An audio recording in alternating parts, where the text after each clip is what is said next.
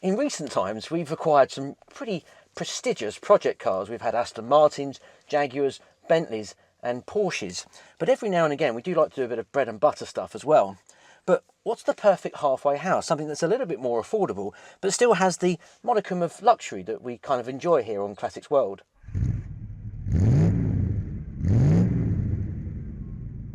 But first, our friends at Lancaster Insurance are running monthly giveaways. You can win all sorts, from experience days to tools, restaurant vouchers and tech. So check the video description for full details and to enter. So introducing our next project car, a 1980 Vanden Plas. Now, there's no Allegro badges on it, but there's no disguising its humble origins. But indeed, these were hand finished in the Vanden Plas factory, initially down in North London.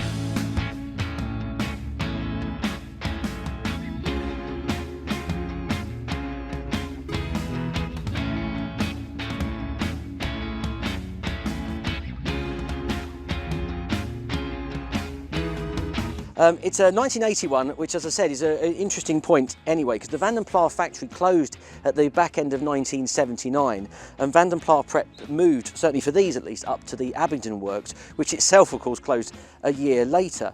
It's being a W reg, it was registered 1st of August 1980, but of course the Series 3 Allegro was out in 1979. Let's have a look round. It's got this fantastically distinctive grille. Some people hate it. I personally love it. A bit ungainly, but I've got no problem with it. The big thing to note about this particular example is the paint. It probably looks better on the video than it does in reality. There's lots of sort of cracking, speckly finish on the roof and the boot lid. But in every other regard, this looks like a really straight example. There's lots of indications that it was owned by a real enthusiast. We've got a Cardigan Classic Car Club sticker in the windscreen, and a previous owner has even marked what the tyre pressure should be in like a Sharpie marker pen on the inside of the door, and I love those little kind of attentions to detail. And it's got the original Vanden Plas branded wheel caps. All the chrome trim looks fairly neat and standard. There's no real visible signs of terrible rot. Obviously, when we get it up on a ramp, we might find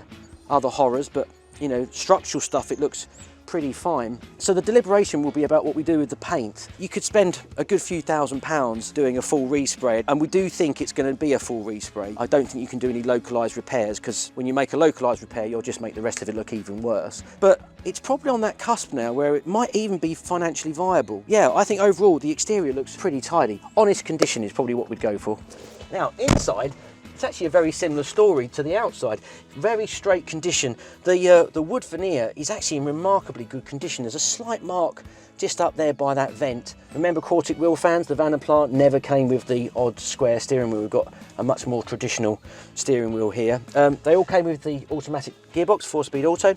But yeah, the trim is in remarkably good condition. The carpets, yeah, they're a bit dirty, but you know, they'll come up nice with a bit of clean. And of course, as we started out with the film, you'll see the lovely picnic tables add a degree of elegance to the cabin. Yeah, I think it looks really promising in here, and I can't wait to get started with the project.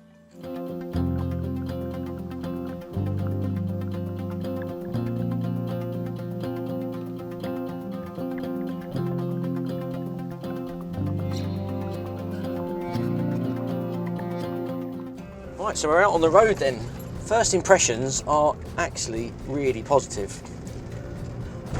I know the Allegro on which this is based gets a lot of stick, you know, the sort of archetypal British Leyland underdog, the car that failed the company and all that kind of stuff, but they really weren't as bad as everyone made out. The ride's really good. Brakes are a little bit wooden, but I've been told by Simon, the editor of Classics Monthly, who went to collect the car for us, that he thinks there's something wrong with the carburettor linkage, which is causing it to overfuel and surge a bit on the power, so the brakes are kind of fighting against that temptation. So it might be the brakes as well, but it's more than likely that it's to do with that surging thing. It's probably just over revving, but yeah, it's fine. It feels very smooth.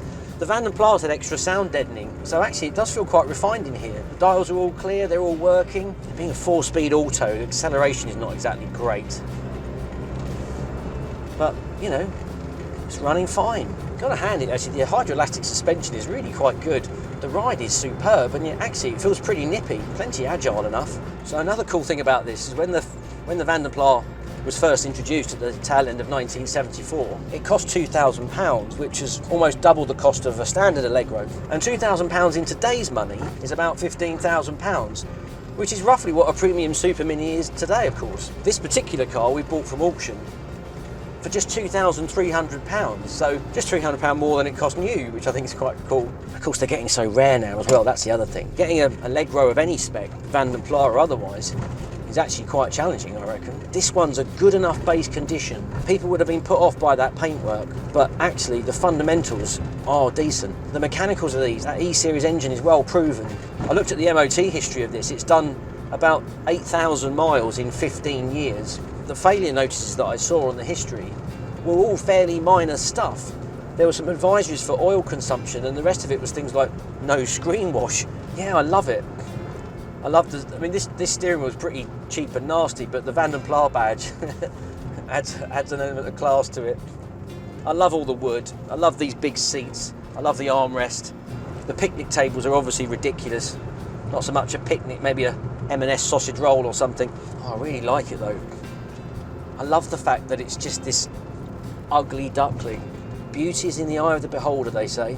But yeah, I could see sauntering off to a classic car show on a Sunday morning being quite a lot of fun in this. I'm really looking forward to this project. I think we can make good on this car. It feels kind of special. Anyone that's not driven one of these needs to drive one and then appreciate it for what it is. I really love this car. Do you? Yeah, it's absolutely amazing. It's superb. I'm genuinely besotted with it. Really? Yeah. I think tidying this up, it's gonna be brilliant. I'm glad you like it. It's you all over. Oh, it's fabulous.